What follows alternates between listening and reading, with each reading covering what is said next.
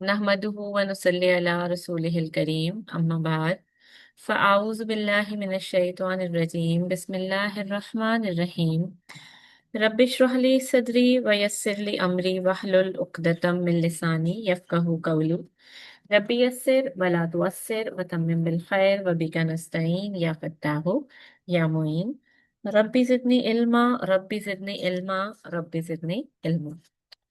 सीरत नबी सल्लल्लाहु अलैहि वसल्लम का आज हमारा सेशन नंबर 53 है और हम ग़ज़वा खैबर जो है वो कर रहे हैं जिसका आज दूसरा हिस्सा है। ठीक है। आप सल्लल्लाहु अलैहि वसल्लम मदीना में हैं और मदनी ज़िंदगी में आप सल्लल्लाहु अलैहि वसल्लम का यहूदियों के साथ एक मुआहिदा हुआ था चार्टर ऑफ मदीना के नाम से। ठीक है। इस बारे में हमारी बहुत डिटेल गुफ्तगू पिछले सेशन में हो चुकी है।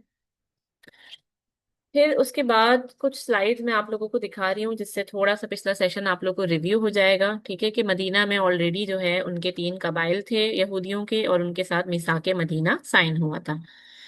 फिर यहूदियों को मजहबी और समाजी हर तरह की आज़ादी हासिल हो गई थी। वो मदीना में अपनी मर्जी से जिंदगी गुजार रहे थे। ठीक है।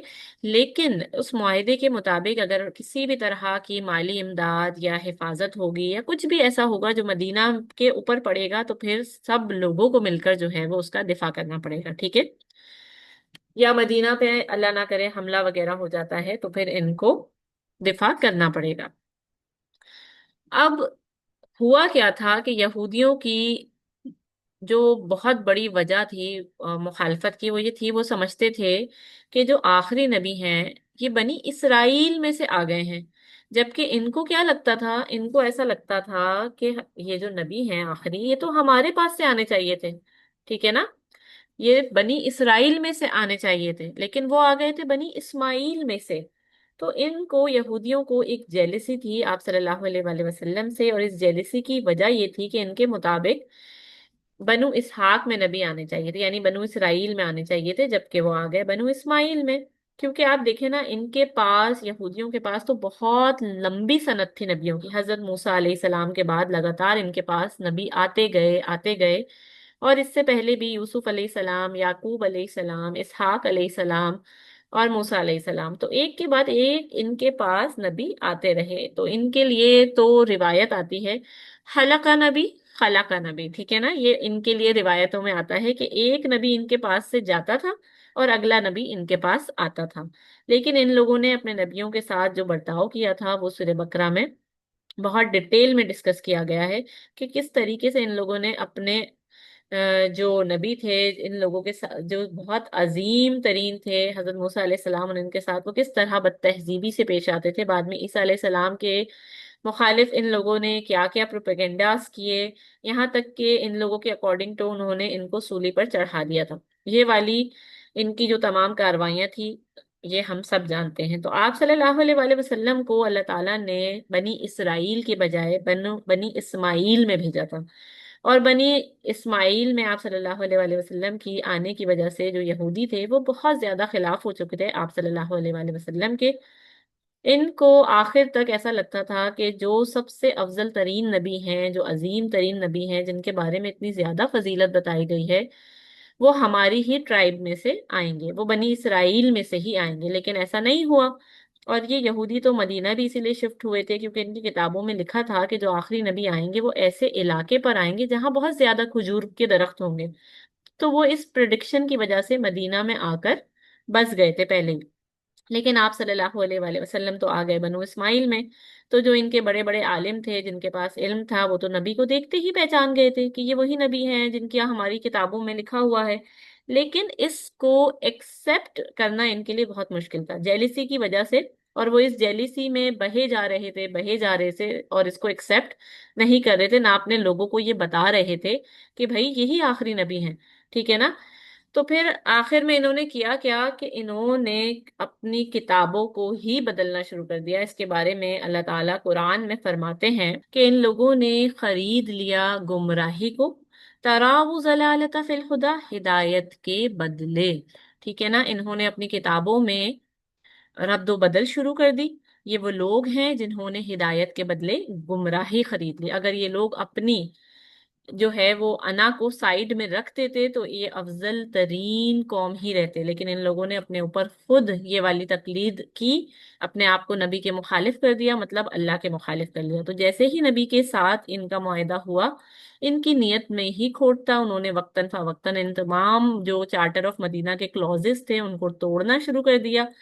ٹھیک ہے، یہاں تک کہ سب سے پہلے مسلم ایک میں نے آپ کو کل بتایا تھا تینوں قبیلوں میں کہ بنو قینقاع والے نے ایک مسلمان عورت کو پریشان کیا، جس کی وجہ سے انہیں جو ہے وہ جلا وطن کیا گیا۔ پھر جو بنو نذیر والے تھے، انہوں نے نبی کے قتل کی سازش کی تھی، تو پھر ان کو جو ہے وہ جلا وطن کیا گیا تھا۔ اور پھر جو بنو قریظہ والے تھے، انہوں نے غزوہ خیبر کے موقع پہ مسلمانوں کے ساتھ غداری کی تھی، جس کی وجہ سے ان کے تمام جو ہیں وہ آدمیوں کو قتل کر دیا گیا تھا اور عورتوں اور بچوں کو قیدی بنا لیا گیا تھا۔ ٹھیک ہے، خیر اب یہ جو ان کے قبائل تھے جو خیبر میں جا کے سیٹ ہو چکے تھے، اور پھر جنگ احزاب کے بعد یہ جو یہودی خیبر میں سیٹل تھے، انہوں نے منصوبہ بنایا کہ اب ہم مدینہ پر حملہ کریں گے، مگر آپ صلی اللہ علیہ وآلہ وسلم کو اس بارے میں پتہ چل جاتا ہے کہ جو یہودی ہیں یہ مسلمانوں کے خلاف منصوبہ بنا رہے ہیں، اور آپ صلی اللہ علیہ وآلہ وسلم کو سورہ فتح میں اس بات کی پیشن گوئی بھی کی جا چکی تھی۔ ٹھیک ہے، جو میں نے آپ کو آیت پچھلے سیشن میں بھی بتائی تھی کہ وعدکم اللہ مغانم کثیرہ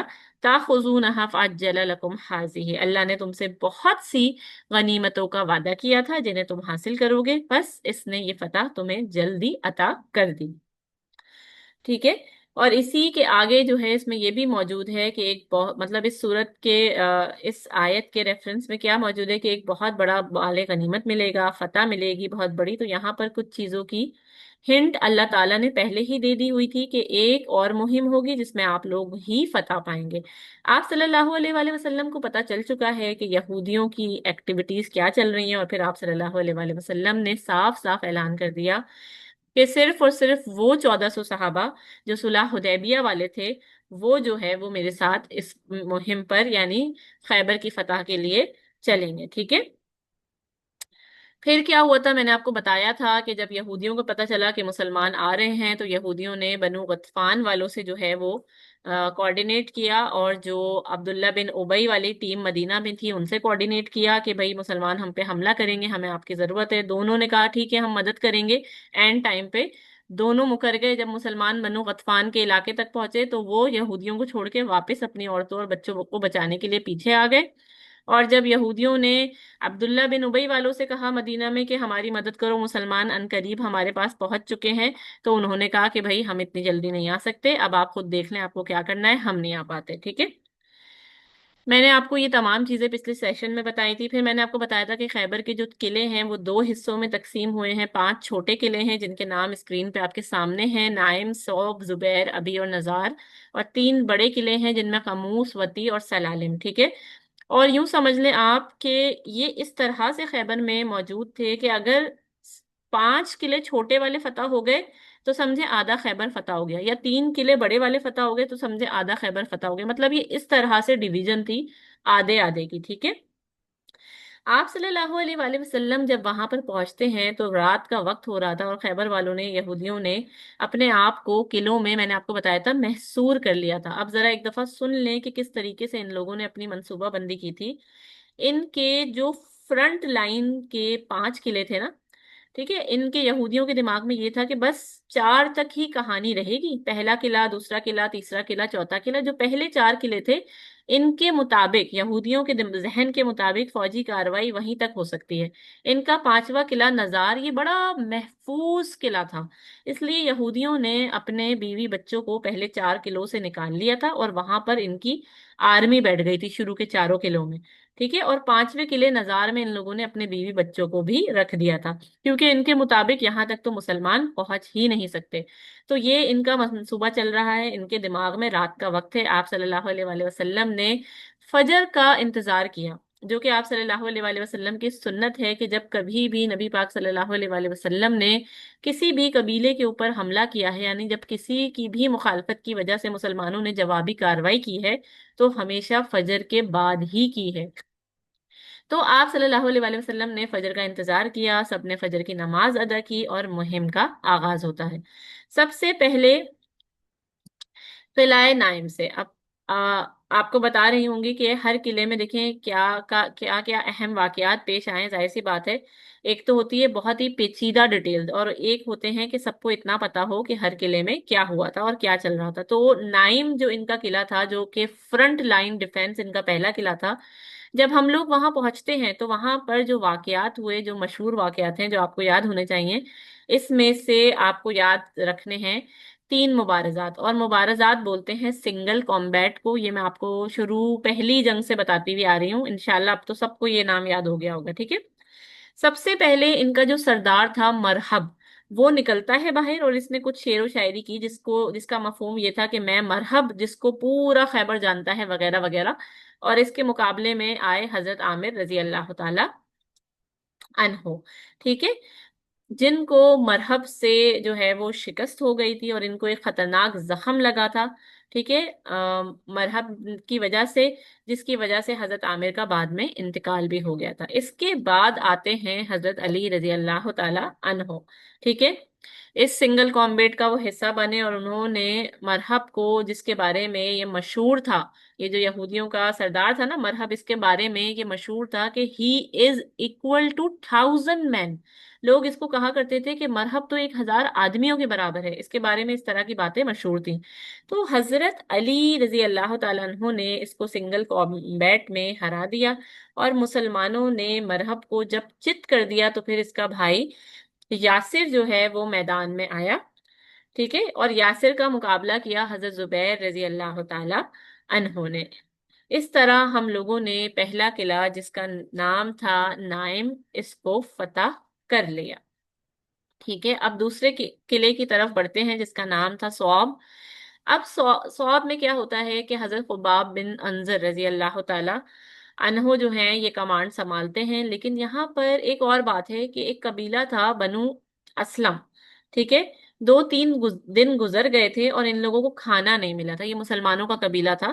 ٹھیک ہے. ان کو کھانا وغیرہ نہیں ملا تھا اور یہ مسلمانوں کا قبیلہ تھا، اور 2 دن کی لڑائی کی وجہ سے کھانا پراپر سے وہ بھی نہیں ملا تھا ڈیورنگ بیٹل. تو ان لوگوں نے آ کر نبی پاک صلی اللہ علیہ وآلہ وسلم سے شکایت کی کہ یا رسول اللہ، ہم لوگوں کو کھانا ہی نصیب نہیں ہو رہا، ہم لوگ تھکن سے چور ہو گئے ہیں. تو نبی پاک صلی اللہ علیہ وآلہ وسلم دعا کرتے ہیں کہ یہ والا قلعہ فتح تو ہو گیا. مطلب یہ جو ہم دوسرا قلعہ صواب کی بات کر رہے ہیں، یہ قلعہ فتح تو ہو گیا، لیکن جیسے ہی قلعہ فتح ہوا، اس کے فتح ہوتے ہی یہ جو بنو اسلم والے لوگ تھے، انہوں نے کیا کیا کہ ان لوگوں نے ہانڈیاں چڑھا دی قلعے میں، اور جو گدھے یہ لوگ اپنے ساتھ لے کر آئے تھے سب کو ذبح کر دیا اور سب کا گوشت بننا پکنا شروع ہو گیا. اس وقت تک، یعنی اس والی سیرت میں اس والے مقام تک گدھے کی گوشت کی حرمت نہیں آئی تھی. لیکن جب آپ صلی اللہ علیہ وآلہ وسلم کو اطلاع ملی کہ بنو اسلم والوں نے گدھوں کو ذبح کر کے ہانڈیاں چڑھا دی ہیں، تو پھر آپ صلی اللہ علیہ وآلہ وسلم نے اس وقت کہہ دیا خیبر والے دن کہ آج سے گدھے کا گوشت یہ حرام ہے. تو یہ والی حرمت جو ہے وہ اس خیبر کے موقع پر آئی تھی. تو 2 قلعے جو ہے وہ فتح ہو گئے، پہلا قلعہ نائم اور دوسرا قلعہ صوب. تیسرا قلعہ ہمارے پاس آتا ہے زبیر، اور اس کو فتح کرنے والے تھے حضرت ابو دجانہ رضی اللہ تعالیٰ عنہ. اگر آپ کو یاد نہیں ہے کہ ابو دجانہ کون تھے، اور جس جس کو یاد ہے وہ ذرا مجھے کمنٹس میں بتائے کہ ابو دجانہ کون تھے. کس کس کو یاد آ گیا میری بات اور ان کا نام سن کے کہ وہ کون تھے؟ میں آپ کو بتا دوں کہ حضرت ابو دجانہ رضی اللہ تعالیٰ عنہ نے غزوہ احد کے دن، اگر آپ کو یاد ہے، تو جنہوں نے لال پٹا باندھا تھا نا، اپنے سر پر لال پٹا باندھا تھا، جن کو امامت الموت کہا جاتا تھا، تو جنہوں نے ریڈ ٹربن باندھا تھا انہوں نے، ٹھیک ہے، اس تیسرے قلعے کو جو ہے وہ انہوں نے فتح کیا. ٹھیک ہے. اس تیسرے قلعے کو جو ہے وہ انہوں نے فتح کیا تھا.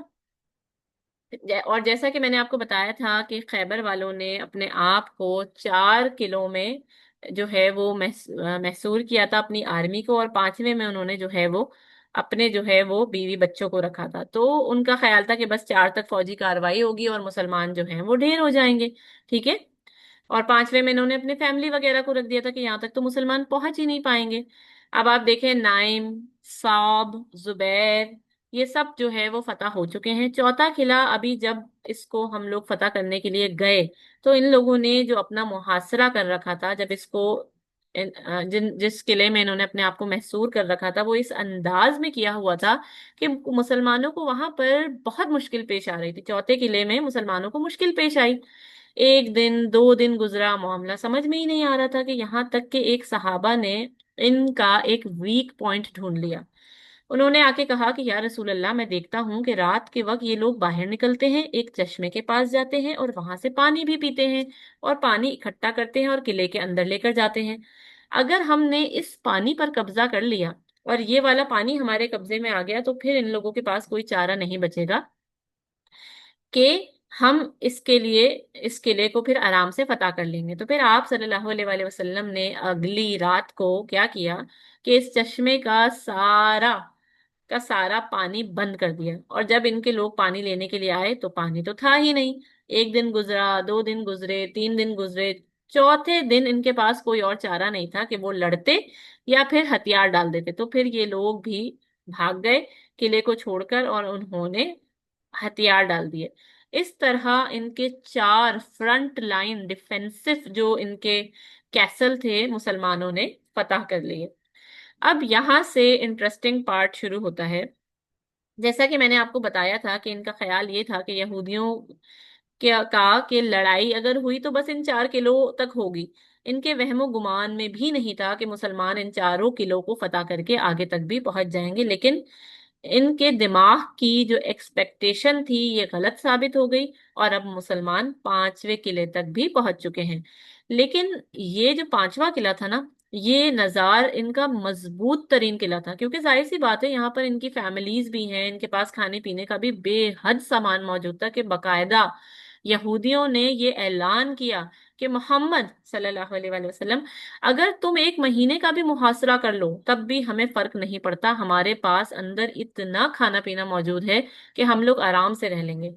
تو پھر آپ صلی اللہ علیہ وآلہ وسلم نے کچھ دنوں بعد یہ منصوبہ بنایا، کیونکہ دیکھیں ظاہر سی بات ہے، آپ صلی اللہ علیہ وآلہ وسلم جو ہیں، he is one of the best commander, جو کہ ہم شروع سے دیکھتے آ رہے ہیں، پڑھتے آ رہے ہیں، ٹھیک ہے۔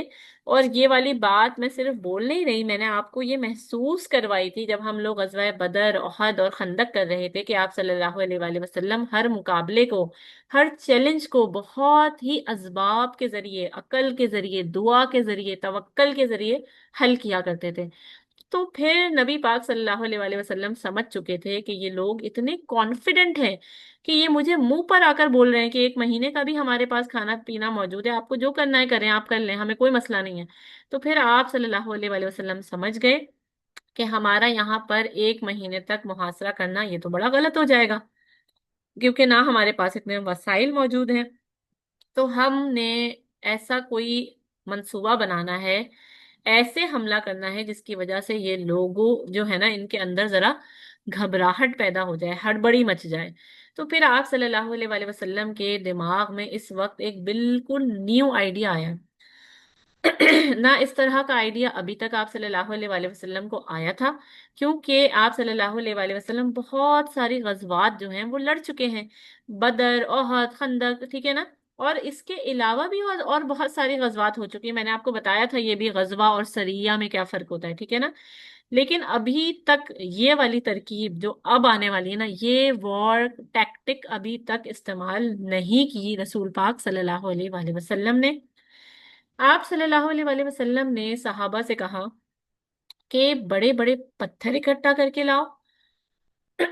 جیسا کہ کہتے ہیں نا، دیکھیں آج کل کے دور میں جس طرح توپ ہوتی ہے نا، جس کے اندر کینن بال ڈالے جاتے ہیں اور وہ پھینکا جاتا ہے، ظاہر سی بات ہے اس زمانے میں کینن بال وغیرہ کا تو کوئی سسٹم نہیں تھا، مگر پتھر تو تھے۔ تو پھر بڑے بڑے بڑے پتھر اکٹھا کیے گئے، اور پھر رسیوں سے باندھ باندھ کر، رسیوں کو پریشر ڈال ڈال کر، نشانہ لے لے کے ان کے قلعے میں پھینکے گئے۔ اب یہ ایسی ٹرک تھی جو اس وقت لوگوں کے لیے بالکل ناقابل یقین تھی۔ تو جیسے ہی وہ ان کی دیوار پر آ کر پتھر لگنا شروع ہوئے، ٹھیک ہے نا، ایک دفعہ لگا، دوسری دفعہ لگا، تیسری دفعہ لگا، تو پھر جب بار بار لگا تو اس نے دیوار میں شگاف کر دیا، اور چوتھی بار میں کچھ حصہ دیوار کا گر بھی گیا۔ اور یہی چاہتے تھے مسلمان، تو مسلمانوں کو اندر کی جانب جو ہے وہ جانے کی جگہ مل گئی، مسلمان اندر کی جانب گھس گئے۔ یہ لوگ جو اندر موجود تھے یہ اتنے زیادہ حواس باختہ ہوئے کہ اپنے بیوی بچوں کو چھوڑ چھوڑ کر وہاں سے بھاگ گئے۔ اور اس طریقے سے ہم نے ان کے 5 مائنر ڈیفینسو قلعوں کو فتح کر لیا، جن میں نائم، صوب، ٹھیک ہے، ابی، زبیر اور پانچواں نزار۔ جب یہ 5 قلعے فتح ہو گئے تو ظاہر سی بات ہے، میں نے آپ کو بتایا تھا کہ جنگ کے اندر جو وننگ سین ہوتا ہے نا، وہ ہمیشہ دماغ سے ہوتا ہے، صرف جنگ میں جنگی میدان میں نہیں ہوتا، بلکہ دنیا کے اندر ہر کام کا اصول ہے۔ دیکھیں، آپ جس مقصد کو حاصل کرنا چاہتے ہیں، جب تک اس کو حاصل کرنے کے لیے آپ دماغ سے جیتے ہوئے ہیں نا، آپ موٹیویٹڈ ہیں، آپ کانفیڈنٹ ہیں، تو پھر آپ اس کو حاصل کر لیتے ہیں۔ اگر دماغی طور پر آپ ڈیڈیکیٹڈ ہیں، کنسسٹنٹ ہیں، آپ کا مورال ہائی ہے، تو پھر تب تک تو آپ کسی بھی چیز کو آرام سے حاصل کر سکتے ہیں۔ لیکن جب انسان دماغ سے ہارتا ہے تو پھر چاہے آپ کے پاس ایکسٹرا آرڈینری جو ہے وہ اسباب موجود ہوں، آپ ہار جاتے ہیں، ٹھیک ہے نا؟ تو یہ والی بات صرف بیٹل فیلڈ میں لاگو نہیں ہوتی، بلکہ دنیاوی کام یا دینی کام ہر جگہ پہ، ہر جگہ پر یہ والا رول چلتا ہے۔ دیکھیں، کبھی کبھی ایسا ہوتا ہے نا کہ ہمارے بچے ہم سے کہتے ہیں کہ فجر میں نہیں اٹھا جاتا، نماز میں دل نہیں لگتا، نماز کیسے پڑھیں، شیطان بہکا دیتا ہے، اس طرح کے کچھ سوالات ہمیں سننے کو ملتے ہیں نا، سب کے پاس موجود ہوتے ہیں ایسی کچھ نہ کچھ باتیں، سب سے اس طرح کے کوئی نہ کوئی سوال پوچھے جاتے ہیں۔ تو اس کا ایک ہی آسان سا حل ہے کہ آپ اپنا دماغ اسٹرانگ کریں، آپ کا مائنڈ گیم اسٹرانگ ہونا چاہیے۔ چھوٹی سی مثال دے کر آپ کو سمجھاتی ہوں تاکہ یہ والی بات آپ کو اچھے سے سمجھ میں آ جائے، ٹھیک ہے؟ دیکھیں، تاکہ آپ کو یہ اندازہ ہو کہ مائنڈ گیم کیا ہوتا ہے، اور یہاں پر سننے والے بچے بھی ہیں، بڑے بھی ہیں، یہاں پر بہت ساری گھریلو خواتین بھی ہیں، تو اس طرح کی مثال میں انشاءاللہ رکھتی ہوں جو کہ سارے لوگوں کو ہی سمجھ میں آ جائے، تاکہ سب کو ہماری بات اچھے سے سمجھ میں آئے۔ دیکھیے، مثال کے طور پر بچے کا کوئی بچے اگر پیپرز دے رہے ہیں آج کل، اور اگر بورڈ کا پیپر ہو آپ کا، ٹھیک ہے، جو ہائی لیول پیپر ہوتا ہے نا، جس کے لیے آپ نے بڑی محنت کی ہو، بہت پیسے بھرے ہوں، اگر وہ رات کو 4 بجے پیپر ہونے والا ہو، تو کیا آپ کو آپ وہ پیپر مس کر دیں گے یا اس کو دینے جائیں گے؟ ظاہر سی بات ہے، آپ دینے جائیں گے۔ 3 بجے آنکھ 4 بجے کیا، آپ کی 3 بجے آنکھ کھلے گی اس پیپر کو دینے کے لیے، ٹھیک ہے نا؟ ہمیں 4 بجے پیپر دینے جانا ہے، آپ کی 3 بجے ہی آنکھ کھل جائے گی۔ اور کیا 9 بجے رات میں ہی آپ سو جائیں گے کہ مجھے صبح 3 بجے اٹھنا ہے، 4 بجے پیپر دینے جانا ہے، یا نہیں سوئیں گے؟ اور آپ پوری تیاری کریں گے اس کی، بتائیں کریں گے یا نہیں کریں گے؟ رات کو 9 بجے سو بھی جائیں گے، جلدی کھانا بھی کھا لیں گے، خود بخود اس پیپر کے مطابق تمام چیزیں شیڈیول ہو جائیں گی۔ امی بھی فکر مند ہوں گی، ابو بھی فکر مند ہوں گے، ٹھیک ہے نا؟ آپ سے گھنٹہ پہلے امی ابو اٹھ کر بیٹھے ہوئے ہوں گے، ایسا ہی ہوگا نا یا نہیں ہوگا؟ کیونکہ فکر مند ہے نا، بہت زیادہ فکر ہے۔ ایسے ہی فرض کریں رات کو کسی جاب کے لیے کسی نے اپلائی کیا، ٹھیک ہے، رات کے ٹائم کی کسی جاب کے لیے اپلائی کیا، جس کے لیے کوئی شخص کب سے اپلائی کر رہا تھا، اور اچانک سے وہ جاب لگ گئی، اور بہت زبردست جاب ہے، لیکن باس نے کہا کہ بھائی انٹرویو جو ہے وہ رات کو 4:30 بجے آن لائن انٹرویو ہوگا، کیونکہ آپ کی جاب امریکن بیس ہے، تو رات میں 4:30 بجے آپ کا انٹرویو ہوگا آن لائن۔ آپ مجھے بتائیں کہ کیا کسی الارم کی ضرورت پڑے گی 4 بجے اٹھنے کے لیے؟ بالکل بھی نہیں پڑے گی۔ فکر سے خود بخود آپ اٹھیں گے، سارا کچھ پہلے سے اس کے حساب سے ترتیب بن جائے گی، پورا گھر آپ کو اٹھانے کے لیے ریڈی ہوگا، رات کو جلدی کھانا لگ جائے گا، سب کے سب چوکنے ہوں گے، کیونکہ بھائی بڑی زبردست جاب ملنے والی ہے نا، اس لیے۔ تو بچے کا کوئی پیپر ہو یا ایسا کوئی جاب کا انٹرویو کا سین ہو، تو ہم سارا کچھ اس کے مطابق شیڈیول کر لیتے ہیں۔ اس کا مطلب کیا ہوا کہ جب دماغ کو پتا ہوتا ہے نا کہ مجھے یہ والا کام کرنا ہے، تو بتائیں آپ مجھے، وہ کام ہم کرتے ہیں کہ نہیں کرتے ہیں؟ اور کہتے ہیں، دیکھیں، کہ جب اللہ تعالیٰ ہمیں بلاتا ہے نا، جب ہمارے کانوں میں یہ آواز چلی جائے، حیا علی الصلاح، حیا علی الفلاح، الصلاۃ خیر من النوم، کہ نماز نیند سے بہتر ہے، اور پھر بندہ اگر سامنے سے یہ بولے نا کہ میں اٹھ نہیں سکتا، مجھے موٹیویٹ کریں، میں کیسے اٹھوں، شیطان بہکا رہا ہے، مجھے موٹیویشن چاہیے، تو پھر دیکھیں، آپ یہ والے بہانے بنانا جو ہے آپ کا نہیں بنتا، اور ہمیں چاہیے کہ ہم ایسے بہانوں کو چھوڑ دیں، آپ کو 4 بجے کی جاب کے انٹرویو کے لیے، جس میں آپ کو لاکھوں روپے ملنے والے تھے، اس کے اٹھنے کے لیے تو ہمیں کوئی موٹیویشن نہیں چاہیے تھی. ہم نے سب کچھ خود بخود شیڈیول کر لیا تھا اور ہم ٹائم سے اٹھ جائیں گے. ویسے ہی اب آپ ذرا اندازہ لگا لیں کہ کوئی بھی کام کرنے کے لیے دماغ انسان کا جو ہے اگر تیار ہوتا ہے، دماغ کسی طرف زیادہ متوجہ ہوتا ہے، تو بھائی دماغ کو آپ لوگ نماز کے لیے بھی متوجہ کریں. اور واقعی میں اگر بندے کے دل میں اللہ کے لیے ہیبت ہوگی تو پھر فجر کے لیے خود بخود تیاریاں ہوں گی. خود بخود بندہ رات کو وقت پر سوئے گا، خود بخود صبح آنکھ بھی کھلے گی، اور خود بخود انسان ظہر میں جو ہے وہ کتنا ہی مصروف ہوگا وہ نماز کے لیے وقت نکالے گا، نماز پڑھے گا. اصل میں کتنا بھی انسان مصروف ہو نا، کیسا بھی کاروباری انسان ہو، وقت نکال کر نماز پڑھے گا اگر اس کو فکر ہوگی، وہ دماغی طور سے اس چیز کے لیے تیار ہوگا، تو وہ اپنی نماز کے لیے خود بخود سیٹنگ بنا دے گا چیزوں کی. ٹھیک ہے؟ اس کے لیے آپ کو کوئی سیلف موٹیویشن کی یا کسی چیز کی ضرورت نہیں ہوگی، صرف اور صرف اپنے دماغ کو آپ نے پریپیئر کرنا ہے. یہ ضروری ہے. اور میں نے آپ کو کیا بولا شروع میں کہ کسی بھی دنیاوی کام کے لیے یا چاہے دینی کام کے لیے جب تک بندہ دماغ سے تیار نہیں ہوتا وہ کبھی بھی اس چیز کو حاصل نہیں کر سکتا. اور یہ پوری اتنی ڈیٹیل میں بات بتانے کا مقصد یہ ہے کہ جنگ کے میدان کے اندر آپ صلی اللہ علیہ وآلہ وسلم ہمیشہ دشمن کے اوپر جسمانی طور سے فزیکلی حملہ کرنے سے پہلے اس کے دماغ پر حملہ کرتے تھے، تاکہ ان کو پہلے وہاں سے ہرا سکیں. جب وہ دماغ سے ہارتے تھے تو پھر ہم نے دیکھا کہ صحابہ کے سامنے لاکھوں کا لشکر بھی ہوتا تھا، تب بھی صحابہ جیت جایا کرتے تھے.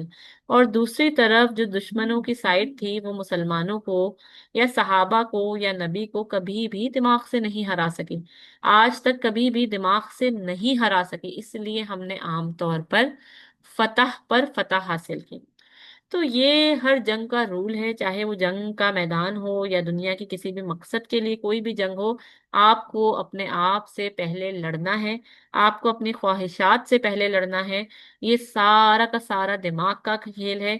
بس یہ میں آپ کو سمجھانا چاہتی تھی. تو ان 5 کیسل کی فتح کی وجہ سے جو یہودی تھے وہ مورلی طور پر جو ہے وہ ہار چکے تھے، وہ اپنے دماغ سے جو ہے وہ ہڑبڑا چکے تھے، وہ ہار تسلیم کر چکے ہیں. اور جو ہار تسلیم کر لے اپنے دماغ کے اندر تو پھر وہ ہارے گا ہی ہارے گا. اس لیے اگلے جو 3 قلعے تھے ان کے اندر مسلمانوں کو زیادہ کچھ محنت نہیں کرنی پڑی. مسلمانوں نے ان 5 قلعوں کے بعد بس ایک ہی قلعے پہ تھوڑی سی محنت کر کے جو ہے وہ ہمیں فتح حاصل ہو گئی تھی. ٹھیک ہے؟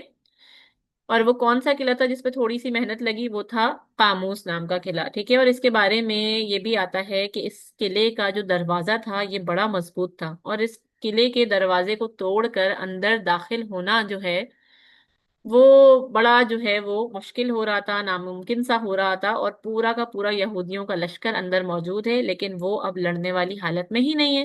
ان کے پاس اب جو واحد چیز بچی تھی وہ تھا ان کے قلعے کا دروازہ اور اس قلعے کا پورا اسٹرکچر جو کہ بڑا مضبوط تھا. مسلمانوں نے بہت دن تک کوشش کی اور مسلمان جانتے تھے کہ وہ جیت جائیں گے، لیکن اسباب کے طور پر کیونکہ مسلمانوں کو کچھ نہ کچھ تو کرنا تھا، تو پھر حضرت علی رضی اللہ تعالی عنہ جو تھے اور جو باقی صحابہ آتے ہیں ان سب نے کوشش کی اپنے اپنے طور پر، لیکن فی الوقت نہیں ہو سکا. اور پھر حضرت علی بھی جو ہے وہ ان دنوں میں بیمار پڑ گئے تھے، ان کی آنکھیں آ گئی تھی، جو آئی انفیکشن ہوتا ہے نا ان کو، وہ ہو گیا تھا. رات کا وقت تھا. اچھا اب آپ دیکھیں ابھی 3 قلعے فتح ہونا باقی ہیں، مسلمان مسلسل کوشش کر رہے ہیں، لیکن قلعہ قاموس کا دروازہ اتنا مضبوط تھا کہ وہ کچھ نہیں ہو پا رہا نا، مشکل پیش آ رہی ہے. اب رات کا وقت ہے. آپ صلی اللہ علیہ وآلہ وسلم فرماتے ہیں کہ کل میں جھنڈا اس کے ہاتھ میں دوں گا جو اللہ اور اللہ کے نبی سے پیار کرتا ہے. اب آپ مجھے بتائیں کہ اللہ اور اللہ کے نبی سے پیار کرنے والے تو بہت تھے، لیکن اگلا جملہ بڑا ہی یونیک تھا. نبی نے فرمایا کہ جو اللہ اور اللہ کے نبی سے پیار کرتا ہے اور جس سے اللہ اور اللہ کے نبی پیار کرتے ہیں، یہ بہت بڑی بات تھی. اب سارے کے سارے صحابہ اگلے دن آنے کا شدت سے انتظار کر رہے ہیں، راتوں کو نیند نہیں آ رہی، کریوسٹی ہو رہی ہے، ہر بندہ سوچ رہا ہے کہ کہیں وہ میں تو نہیں ہوں، کیا پتا وہ میں ہوں. پھر بندہ سوچتا ہے نہیں نہیں نہیں میں نہیں ہو سکتا، اتنا زبردست جو ہے وہ میں کیسے ہو سکتا ہوں. سب کے دماغ میں یہی باتیں چل رہی ہیں. اب صبح کا وقت ہے، اور بولتے ہیں کہ صحابہ اپنی اپنی نا پنڈلیوں پہ کھڑے ہو کر نا، یعنی اپنے آپ کو اچکا اچکا کر نبی کو دکھانا چاہ رہے ہیں کہ بس نبی کو میں دکھ جاؤں، میں دکھ جاؤں اور نبی مجھے بلا لیں۔ اور حضرت علی ابھی اس جگہ موجود نہیں ہے، ان کی آنکھوں میں انفیکشن تھا، اور حضرت محمد صلی اللہ علیہ وآلہ وسلم فرماتے ہیں کہ علی کہاں ہے، علی کو بلاؤ۔ اور پھر آپ صلی اللہ علیہ وآلہ وسلم نے حضرت علی رضی اللہ تعالیٰ عنہ کے ہاتھ میں یہ جھنڈا تھما دیا، اور نبی نے کہا کہ علی، تمہارے ہاتھوں سے اللہ تعالیٰ کاموس کو فتح کروائے گا۔ اور نبی پاک صلی اللہ علیہ وآلہ وسلم نے اسی موقع پر حضرت علی کو کچھ ہدایت دی تھی جہاد کے حوالے سے، کہ پہلے تم پہل مت کرنا، ان کو پہل کرنے دینا، اور پھر جب حملہ کرو تو عورتوں کو اور بچوں کو اور بزرگوں کو قتل نہ کرنا، خیال کرنا۔ اس کے بعد اگر ان کا کوئی سفیر بات کرنا چاہے اور بات کرنے کے لیے آئے تو اس کو سیف پاس دینا، یعنی آنے دینا، ٹھیک ہے، اس پر حملہ مت کرنا۔ ان کی ایسی جگہ جہاں پر وہ عبادت کرتے ہیں اس کو تباہ مت کرنا، ڈیمولش مت کرنا۔ حلال جانور یا وہ درخت جن میں سے پھل نکلتا ہو ان کو خراب مت کرنا۔ یہ اصول سکھائے کہ دنیا میں اس سے پہلے لڑائی کے، دیکھیں دنیا میں کوئی اصول نہیں تھے اس سے پہلے تک لڑائی کے، مگر آپ صلی اللہ علیہ وآلہ وسلم نے یہ اصول سکھائے کہ یہ وقت ہوتا ہے حملہ کرنے کا، اس طرح سے حملہ کیا جاتا ہے، اور یہ چیزیں ہوتی ہیں، یہ پوزیشن ہوتی ہے۔ اب آپ ذرا نوٹ کریں، آج کل کے دور میں ابھی حال میں ہی کچھ عرصے پہلے جو معاملات پیش آئے تھے نا انڈیا پاکستان کے، اس میں ہزاروں اختلافات اپنی جگہ پر، کچھ معاملات اندرونی چل رہے تھے، کچھ بیرونی چل رہے تھے، وہ سب اپنی جگہ پر، لیکن the point to be noted وہ کیا ہے کہ ظاہر سی بات ہے آج کا ایمان کہاں اور صحابہ کا ایمان کا لیول کہاں، وہ ایمان کا جذبہ وہ تو ابھی ہو ہی نہیں سکتا نا، اس کا تو کوئی مقابلہ ہی نہیں ہے۔ اس کے باوجود بھی پاکستان والوں نے جو وقت مقرر کیا، جو دماغ میں رول بنائے گئے، پہلے حملہ نہیں کرنا ہے، پہلے ڈیفینس کرنا ہے، بعد میں حملہ کرنا ہے، فجر کے بعد حملہ کرنا ہے، جو نام رکھا گیا تھا بنیان مرصوص، ٹھیک ہے، یہ سب چیزوں کی برکت آپ کو دکھتی ہے، ٹھیک ہے، یہ سب چیزوں کی برکت ہوتی ہے۔ نبی پاک صلی اللہ علیہ وآلہ وسلم کی سنت کی برکت اتنی زیادہ ہے، یہ آپ کو اندازہ ہو گیا ہوگا۔ تو ان چیزوں کی وجہ سے آپ کا مرال خود بخود بڑھ جاتا ہے، اور جب وہ بڑھ جاتا ہے تو پھر سامنے والے کتنے بھی طاقتور ہوں وہ گھبرا جائیں گے، کیونکہ اب اس میں اللہ کا ساتھ بھی شامل ہوتا ہے۔ ظاہر سی بات ہے جب اللہ تعالیٰ کے لاڈلے نبی صلی اللہ علیہ وآلہ وسلم، اگر آپ ان کی باتوں پر عمل کر کے کوئی قدم اٹھائیں گے تو پھر اب آپ کی نیت بھلے صحابہ والی نہیں ہو سکتی، وہ جذبہ نہیں ہو سکتا، نیت کچھ بھی ہو، جیسی بھی تھی نیت میں، کتنا ایمان تھا کتنا نہیں تھا یہ تو کوئی جج ہی نہیں کر سکتا نا، لیکن کیونکہ آپ نے نبی کی نقل کرنے کی کوشش کی تو اللہ تعالیٰ اس نقل میں بھی برکت ڈالتے ہیں۔ یہ میں آپ کو بتانا چاہ رہی ہوں کہ آپ صلی اللہ علیہ وآلہ وسلم کی سنت میں بہت طاقت ہے، تو اس لیے سنت کے عمل کو زندگی میں جتنا ہو سکے اپنائیں۔ آپ دیکھیں زندگی میں چھوٹی چھوٹی سنتیں اور بڑی بڑی سنتیں دونوں کا لحاظ کرنا چاہیے۔ کبھی کبھی بندہ چھوٹی چھوٹی سنتوں میں بڑی بڑی سنتوں کا لحاظ نہیں کرتا۔ دیکھیں لوگ مسواک بھی کرتے ہیں، داڑھی بھی رکھتے ہیں، سب کچھ ہے، مگر غیبت بھی چل رہی ہے۔ مطلب کیا ہوا کہ بڑی سنت ٹھکرا دی اور چھوٹی سنت پر چل رہے ہیں، اور کبھی کبھی بڑی بڑی سنتوں پر جو ہے وہ عمل ہو رہا ہوتا ہے، ٹھیک ہے نا، بہت افضل چیز مانی جا رہی ہوتی ہے، عمل ہو رہا ہوتا ہے، اور چھوٹی سنتوں کو بالکل جو ہے وہ کسی خاطر میں ہی نہیں لایا جاتا۔ تو دونوں کو بیلنس کر کے چلنا ہے، ٹھیک ہے نا، دونوں کو بیلنس کر کے چلنا ضروری ہے۔ جیسا کہ آپ صلی اللہ علیہ وآلہ وسلم دیکھیں بھائی سیدھے ہاتھ سے پانی پیتے تھے، دیکھا جائے تو چھوٹی سی سنت ہے، اگر آپ الٹے ہاتھ سے بھی پانی پی لیں گے، کھڑے ہو کر پانی پی لیں گے تو پانی تو آپ تب بھی پی لیں گے، ایسا نہیں ہے کہ پانی نہیں پیئیں گے، پانی تو تب بھی آپ کے پیٹ میں جائے گا، ٹھیک ہے نا۔ آپ کے برابر میں کوئی شخص کھڑا ہے، وہ پانی پی رہا ہے، آپ بھی پانی پی رہے ہیں، اس نے کھڑے ہو کر الٹے ہاتھ سے پانی پیا تو اس نے بھی پی لیا، آپ نے بھی پی لیا، لیکن جو پانی پینے کی جو برکتیں تھیں، اس کا جو ثواب تھا، اس کے جو بھی فوائد تھے، وہ سب کچھ اس نے جو آپ کے برابر میں کھڑے ہو کے الٹے ہاتھ سے پانی گٹ گٹ کر کے پی گیا اس نے ضائع کر دیا۔ آپ ذرا سوچیں صرف ایک پانی پینے میں آپ کتنی نیکی کما سکتے ہیں اگر سنت پر عمل کر لیں۔ آپ نے پانی لیا، سیدھے ہاتھ سے لیا، بسم اللہ پڑھ کر پیا، 3 سانس میں پیا، بیٹھ کر پیا، آپ نے اس ذرا سے عمل میں 5 6 سنتیں مکمل کر لی، اور نیکیوں کا ایک بڑا کھاتا آپ کے حصے میں آ گیا۔ اور آپ کی نبی سے سنت کو فالو کرنے کی وجہ سے اٹیچمنٹ ایک قدم اور بڑھ گئی، سنت پر چلنے کی وجہ سے، ٹھیک ہے نا؟ تو آپ دیکھیں کتنا بڑا آپ کا فائدہ ہو رہا ہے۔ اور اس کے علاوہ اس کے جو ہیلتھ بینیفٹس ہیں، جو اس کے سائنسی طور پر بینیفٹ ہے، مسلمان کبھی بھی دیکھیں اس طرح سے نہیں سوچتا کہ مجھے اس کے میڈیکل بینیفٹس کیا ہو رہے ہیں۔ اگر یہ سوچ کر سنت پر عمل کر رہا ہے نا تو معاملہ خراب ہے۔ جی بالکل، یہ چیز آپ اپنے ذہن میں رکھیں، میرے نبی نے کیا ہے تو اس لیے میں کر رہا ہوں، ٹھیک ہے نا؟ میرے نبی نے ایسا کیا ہے تو یہ کام، یہ چیز خیر سے خالی ہو ہی نہیں سکتی، یہ ہمیں سوچ کر کرنا ہے۔ ابھی اگر سائنس نے اس کے کوئی بینیفٹس نہیں بتائے نا تو بتائے گی، آگے جا کے ضرور بتائے گی، ابھی جو ہے سائنس پیچھے رہ گئی ہے، ٹھیک ہے نا؟ بہت جلد وہاں تک پہنچ جائے گی۔ تو سیدھی سی بات ہے، یہ دماغ میں ہمارے یہ جذبہ ہونا چاہیے، ٹھیک ہے نا؟ یہ تو جو میں نے آپ کو مثال دی نا، یہ ایک بڑی چھوٹی سی سنت کی میں نے آپ کو مثال دی، بہت سی اور بھی چھوٹی چھوٹی سنتیں ہیں کہ رات کو سونے سے پہلے دعا پڑھ لینا، بستر جھاڑ کے سونا، معوذتین پڑھ لینا۔ میں آپ کو یہ بتا رہی ہوں کہ اتنے چھوٹے چھوٹے سے کام ہمیں اللہ تعالیٰ نے جو ہے وہ نبی پاک صلی اللہ علیہ وسلم کے ذریعے جو بتائے ہیں، بہت بہت ان میں اللہ تعالیٰ نے برکت رکھی ہے۔ اور کچھ ہوتی ہیں بڑی سنتیں، جیسے اللہ کی اور نبی کی بڑی سنت کیا ہے، اور میں نے آپ کو پہلے بھی بتایا ہے کہ نبی کی دو بڑی سنتیں دیکھیں، اسوہ حسنہ کا جو الفاظ ہے، ٹھیک ہے نا، کہ رول ماڈل، ٹھیک ہے نا، آپ صلی اللہ علیہ وسلم جو ہیں وہ ہمارے لیے رول ماڈل ہیں۔ آپ صلی اللہ علیہ وسلم کے لیے یہ لفظ قرآن میں جس جگہ آیا ہے نا، اور اس جگہ سے ہی نکالا گیا ہے، آئیڈینٹیفائی کیا گیا ہے کہ نبی کی دو بڑی سنتیں ہیں۔ سب سے عظیم ترین سنت، اگر آپ ساری چھوٹی سنتوں پر عمل کر رہے ہیں لیکن بڑی سنتوں پر عمل نہیں کر رہے ہیں تو پھر آپ کچھ نہ کچھ مس کر رہے ہیں۔ مطلب یوں سمجھ لیں کہ ذکر ہے مگر فکر نہیں ہے، اور اگر بڑی سنتوں پر عمل کر رہے ہیں اور چھوٹی سنتوں کو چھوڑ رہے ہیں تو پھر آپ سمجھ لیں کہ بھائی فکر ہے ذکر نہیں ہے۔ اب یہ جملہ آپ اپنے ذہن میں رکھیے گا، تو بڑی سنتوں میں پہلی سنت جو ہے وہ ہے اقامت دین، ٹھیک ہے؟ دین کو پھیلانے کی جد و جہد دعوت اللہ کے ذریعے۔ تو دعوت اللہ اور اقامت دین، یہ نبی پاک صلی اللہ علیہ وآلہ وسلم کی بڑی اور عظیم ترین سنتیں ہیں۔ یہ دونوں اللہ کی دعوت دینا اور دعوت کو پھیلانے کے لیے تن من دھن لگا دینا، یہ نبی کی عظیم ترین سنتیں ہیں۔ اور چھوٹی سنت ہے تو آپ لوگ جانتے ہیں وہ تو بے پناہ ہے۔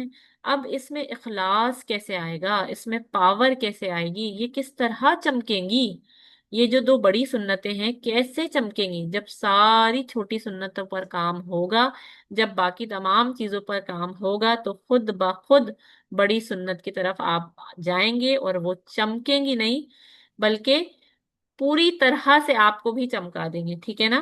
تو دونوں سنتوں کو آپس میں بیلنس کر کے چلنا ضروری ہے۔ اگر آپ نے چھوٹی چھوٹی سنتوں پر جو ہے وہ عمل کرنا چھوڑ دیا تو بڑی بڑی سنتوں میں سے خود بخود اخلاص چلا جائے گا، ان کی روح نکل جائے گی۔ اب آپ میری ایک بات یاد رکھیے گا کہ جو بڑی سنتیں ہیں نا، اس کو میں بولتی ہوں فکر، اور جو چھوٹی سنتیں ہیں نا، نماز، روزہ، زکوٰۃ، یہ سب کچھ ذکر ہے، قرآن پڑھنا وغیرہ یہ سب ذکر ہے۔ اور فکر کیا ہے؟ اللہ کے دین کی دعوت دینا، اس کو پھیلانے کے لیے جدوجہد کرنا، یہ ہے فکر۔ اب بس یہ جملہ آپ یاد رکھیے گا کہ ذکر کے بغیر فکر ادھوری ہے، اور فکر کے بغیر ذکر ادھورا ہے۔ تو میں امید کرتی ہوں کہ آپ کو سمجھ میں آ گیا ہوگا کہ کس طریقے سے ہم نے ان چیزوں کا بھی خیال رکھنا ہے۔ کبھی کبھی انسان یہ سوچنے لگتا ہے کہ میں تو دعوت کا کام کر رہا ہوں، میں تو یہ کر رہا ہوں، وہ کر رہا ہوں، اور پھر وہ اپنی بیسکس کو بھول جاتا ہے، اور اس کی دعوت کے کام کے اندر اخلاص آہستہ آہستہ نکل جاتا ہے۔ تو صحابہ کیا کرتے تھے؟ رات کو ذکر کرتے تھے اللہ کے سامنے۔ دیکھیں، سونے کا وقت الگ، جاگنے کا وقت الگ، تہجد کے سجدوں کا وقت الگ، پوری رات ذکر میں مشغول رہتے تھے صحابہ کرام، یہاں تک کہ رو رہے ہیں، پیر شل ہو گئے ہیں، اتنا زیادہ ذکر کا اہتمام کیا کرتے تھے۔ اب تو ظاہر سی بات ہے، دیکھیں ایک زمانہ وہ تھا اور ایک زمانہ آج ہے، لیکن ہم لوگوں سے آج جتنا ہو سکے ہم اتنا تو کریں، کم سے کم نمازوں میں تو پکے ہو جائیں، خشوع اور خضوع کے ساتھ وہ نمازیں پڑھیں۔ آپ نمازوں کے حافظون ہو، ٹھیک ہے نا، خاشعون ہو یعنی خشیت والی ہوں ہماری نمازیں، قائمون ہو یعنی اس کو قائم کرنے والے ہوں، اور دائمون ہو۔ یہ چار چیزیں ہو گئی ہیں نماز کے بارے میں ٹھیک ہے، یہ چار چیزیں جو ہیں یہ پکی پکی جو ہے وہ ہونی چاہیے، ان کو آپ پکا کر لو۔ آپ نمازوں کے بارے میں قائمون ہو، یعنی کہ آپ کی نمازیں قائم ہیں، کیا 5 وقت کی نماز ہو رہی ہے آپ سب کی؟ تو یہ تو ہو گیا نمبر 1، ٹھیک ہے۔ نمبر 2 کیا کہ آپ نمازوں کے خاشعون ہو۔ یہ چار لفظ میں نے قرآن سے نکال کر آپ کو بتائے ہیں۔ قرآن میں قائمون بھی لکھا ہوا ہے، خاشعون بھی لکھا ہوا ہے، ٹھیک ہے۔ قرآن میں آتا ہے قد افلاح المؤمنون الذین هم فی صلاتہم خاشعون، کہ آپ کی نماز میں خشوع اور خضوع ہے۔ اور نمبر 3 تو یہ ہو گیا، ٹھیک ہے۔ اور پھر دیکھیں، حافظون، کیا نماز کی حفاظت کے لیے فکر ہوتی ہے؟ کیا فجر چلی گئی یا مس ہو گئی تو دکھ ہوتا ہے کہ آپ پھر اس کی کوئی حکمت عملی تیار کرتے ہیں اس کی قضا کے لیے؟ اور کیا نماز کے آپ دائمون ہیں؟ مطلب یہ کہ ایک دن کے جوش میں آ کر نہیں کرنا۔ دائمون کا مطلب ہے کنسسٹنٹ، استقامت، یعنی استقامت کے ساتھ قیامت تک کرنا ہے، مرنے تک کرنا ہے۔ یہ چار چیزیں اگر آپ کی نماز کے بارے میں پکی ہیں تو پھر ہی آپ نمازی ہیں۔ میں پھر سے آپ کو بتا دوں، یہ چار الفاظ بھولیے گا نہیں، اس کو اپنے پاس نوٹ کر لیجئے: قائمون، خاشعون، حافظون اور دائمون۔ یہ چار چیزیں کرتے ہیں اگر آپ نماز کے ساتھ تو پھر اس کا مطلب یہ ہوا کہ آپ نمازی ہیں۔ اور اس خاشعون میں ایک چیز شامل کر لیں کہ نماز پڑھنے کے بعد اگر یہ فیلنگ آ رہی ہے نا کہ اللہ کا شکر بھائی نماز پڑھ لی، جیسے اکثر رات میں ہوتا ہے نا کہ نماز پڑھی نہیں تھی اور پھر 11 بجے نماز پڑھ لی، یا پھر 12 بجے نماز پڑھ لی، 1 بجے نماز پڑھ لی، اور پھر نماز پڑھتے ہی فوراً اٹھ گئے کہ بس چلو بھائی چلو ہو گئی نماز پڑھ لی، تو پھر آپ خاشعون میں نہیں ہیں۔ نماز کے بعد یہ والا احساس ہونا چاہیے کہ اللہ سے بات ہو رہی تھی، ختم ہو گئی، اب کب واپس اگلی نماز آئے گی، تو پھر آپ خاشعون میں آئیں گے، پھر آپ خشیت سے نماز پڑھ رہے ہیں، یعنی نماز آپ کے اوپر بوجھ نہیں ہونی چاہیے۔ خیر، آج نماز کا ٹاپک نہیں تھا ہمارا، لیکن نماز پر بات آئی تو میں نے آپ کو یہ بتانا ضروری سمجھا۔ خیر، واپس خیبر پر آتے ہیں انشاءاللہ، ٹھیک ہے۔ آپ صلی اللہ علیہ وآلہ وسلم ہدایت دے رہے ہیں حضرت علی کو کہ کس طرح کرنا ہے جنگ، کس طرح جو ہے وہ کن چیزوں کا لحاظ رکھنا ہے۔ اور پھر جیسا کہ میں نے آپ کو بتایا کہ سنتوں پہ عمل کرنے کی وجہ سے اللہ تعالیٰ خود بخود چیزوں میں برکت ڈالتے ہیں۔ پھر تو پھر جیسے ہی حضرت علی نے دروازے کو توڑ دیا اور پھر یہ والا قلعہ فتح ہونا تھا اور ہو گیا، یہودیوں نے فوراً سرنڈر کر دیا، ہتھیار ڈال دیے، اور آپ صلی اللہ علیہ وآلہ وسلم کے ساتھ جن ان لوگوں کی پیس ٹریٹی، امنی معاہدہ جو ہے وہ سائن ہو گیا۔ اور پھر لوگوں نے کہا کہ یا رسول اللہ، ہم ہاف پروڈکشن جو بھی خیبر میں ہوا کرے گا وہ ہم مدینہ بھیج دیں گے، اس کا آدھا۔ اور خیبر کی فتح کے بعد مال غنیمت کی کثرت آ گئی، یہاں تک کہ حضرت عائشہ صدیقہ رضی اللہ تعالی عنہا فرماتی ہیں کہ خیبر سے پہلے، مطلب مفہوم ہے کہ یہ اس بات کا میں آپ کو مفہوم بتا رہی ہوں کہ خیبر سے پہلے ہم سب کے حالات بہت آسودہ تھے، مگر خیبر کے بعد سب کے حالات بہتر ہو گئے۔ مطلب وہ سارے لوگ جو مہاجر بن کر آئے تھے مدینہ کے اندر، اور پھر جنگ خیبر کے بعد جو ہے خیبر میں سے جو بھی ان کو مال غنیمت کا حصہ ملا، اس کے بعد ان لوگوں نے اپنے اپنے کاروبار شروع کر دیے، اب وہ ڈیپینڈنٹ نہیں رہے تھے انصار بھائیوں پر۔ یہ بہت بڑا فائدہ ہوا تھا خیبر کا۔ دوسرا، آپ صلی اللہ علیہ وآلہ وسلم نے پھر یہاں پر ظاہر سی بات ہے کہ آپ صلی اللہ علیہ وسلم کی جو شادیاں ہوا کرتی تھی، جہاں جہاں سیرت میں آپ صلی اللہ علیہ وسلم کی شادی ہوئی ہے وہ اللہ تعالیٰ کے حکم کی وجہ سے ہوئی ہے، اور اس کے پیچھے بہت زیادہ حکمتیں تھیں، مصلحتیں تھیں۔ انشاءاللہ اس ٹاپک پر بھی کبھی بات کریں گے۔ خیر، پھر آپ صلی اللہ علیہ وآلہ وسلم نے خیبر میں شادی کی حضرت صفیہ بنت ہوئی سے، ٹھیک ہے، جو کہ یہودیوں کے سردار کی بیٹی تھی اور ان کا نام تھا صفیہ۔ اصل میں حضرت دھایا کلبی یہ ان کو، حضرت صفیہ کو منتخب کر چکے تھے۔ اب دھایا کلبی کون ہے؟ ذرا آپ لوگوں کا تھوڑا ٹیسٹ ہو جائے، جلدی جلدی کامنٹس میں لکھ کر مجھے بتائیں کس کس کو یاد ہے کہ دھایا کلبی کون تھے۔ دیکھیں، جب شروع شروع میں وہی آیا کرتی تھی نا تو حضرت جبرائیل علیہ السلام جس صحابہ کی شکل میں آیا کرتے تھے وہ تھے حضرت دھایا کلبی۔ اور اب جو ہم بات کر رہے ہیں نا وہ ہم اصل حضرت دھایا کلبی کی بات کر رہے ہیں کہ وہ جو تھے انہوں نے منتخب کیا تھا حضرت صفیہ بنت ہوئی کو، مگر آپ صلی اللہ علیہ وآلہ وسلم نے آ کر اپنی چادر پھیلا دی، اور اس کا مطلب یہ تھا کہ آپ صلی اللہ علیہ وآلہ وسلم ان سے شادی کریں گے، اور نبی پاک صلی اللہ علیہ وآلہ وسلم کی ان سے شادی طے ہوتی ہے۔ اور جب نبی کریم آتے ہیں تو کیا دیکھتے ہیں کہ حضرت صفیہ کے چہرے پر ایک نشان تھا، ہرا جیسے نیل پڑا ہوا ہوتا ہے نا، تو محمد صلی اللہ علیہ وآلہ وسلم نے ان سے پوچھا کہ صفیہ یہ آپ کو کس طرح آیا نشان؟ تو پھر انہوں نے فرمایا کہ یا رسول اللہ،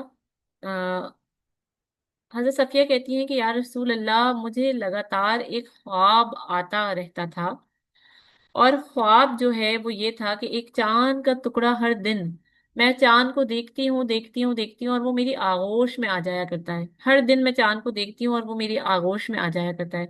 تو میں نے اس خواب کو ڈسکس کیا اپنے شوہر سے، حضرت صفیہ کہہ رہی ہیں کہ میں نے جب یہ ڈسکس کیا تو میرے شوہر نے اس کو کسی عالم سے ڈسکس کیا، اور اس عالم نے کہا کہ بہت جلد اس کی شادی کسی نبی سے ہوگی، اور آخری نبی سے اس کی شادی ہوگی۔ حضرت صفیہ نے جب یہ بات اپنے شوہر سے ڈسکس کی تو شوہر نے غصے میں انہیں زور کا تھپڑ مارا، جس کی وجہ سے ان کے گال پر نیل پڑا ہوا تھا۔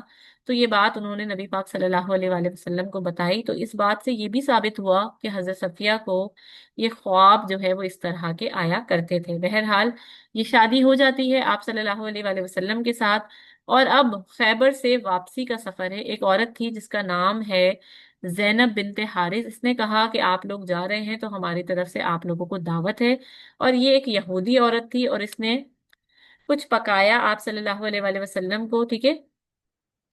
اس نے جو ہے وہ پوچھوایا کسی سے کہ بتاؤ بھائی، جاؤ پوچھو آپ صلی اللہ علیہ وسلم کو سب سے زیادہ گوشت کا کون سا حصہ پسند ہے؟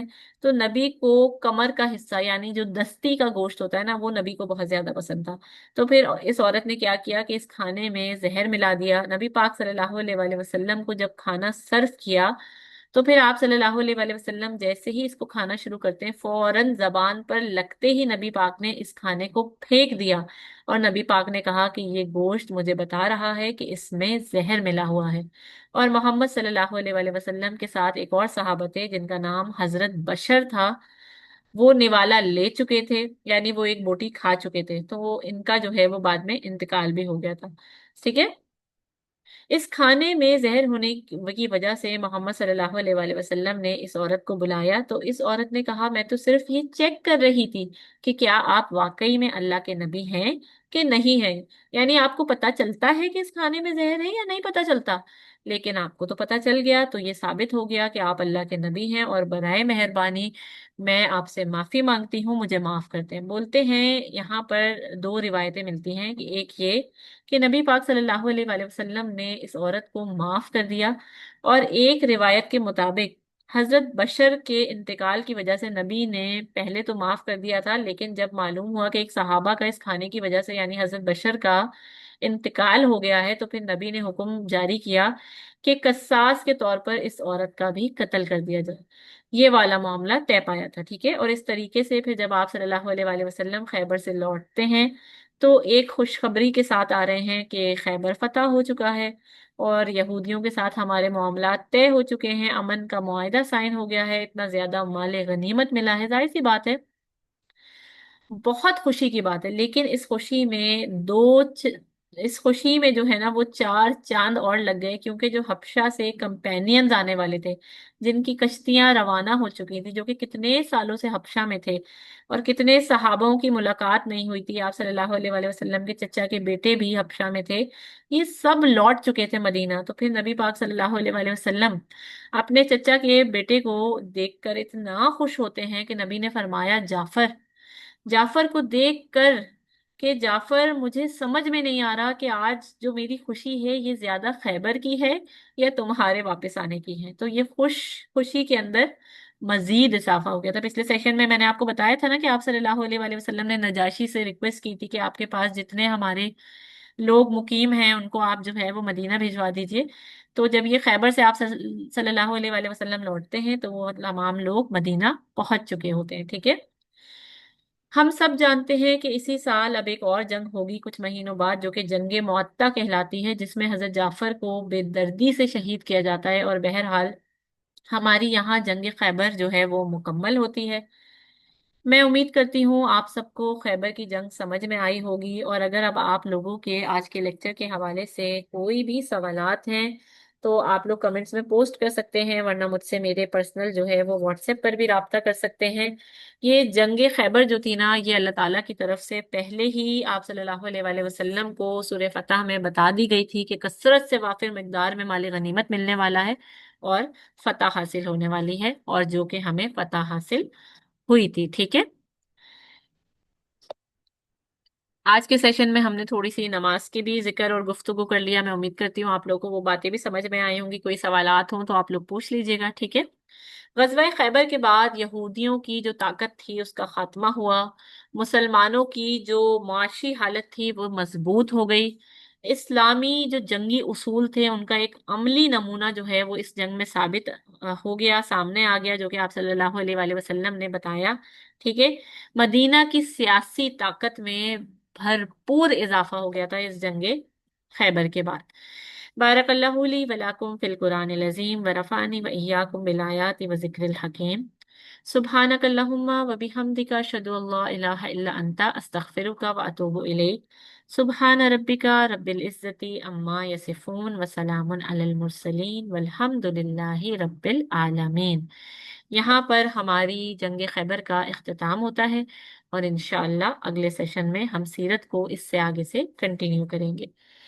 बहुत सारी दुआओं में प्लीज़ याद रखिएगा, रमज़ान है, ताकराते हैं, आखिरी अशरा है। अल्लाह ताला हम सब का बेहतरीन ईमान की हालत पे ख़ात्मा बिल खैर करे, और हम सब के इल्म में, अमल में, इखलास में हमारा पढ़ना, हमारा बोलना, हमारा सुनना कबूल करे, और हमें अपनी ज़िंदगियों में सुन्नत नबी सल्लल्लाहु अलैहि वसल्लम पर अमल करने वाला बना दे। आमीन सुम्मा आमीन। इंशाअल्लाह अगले हफ्ते आप लोगों से मुलाकात होगी, इसी के आगे से हम कंटिन्यू करेंगे। अस्सलामु अलैकुम व रहमतुल्लाहि व बरकातुहू।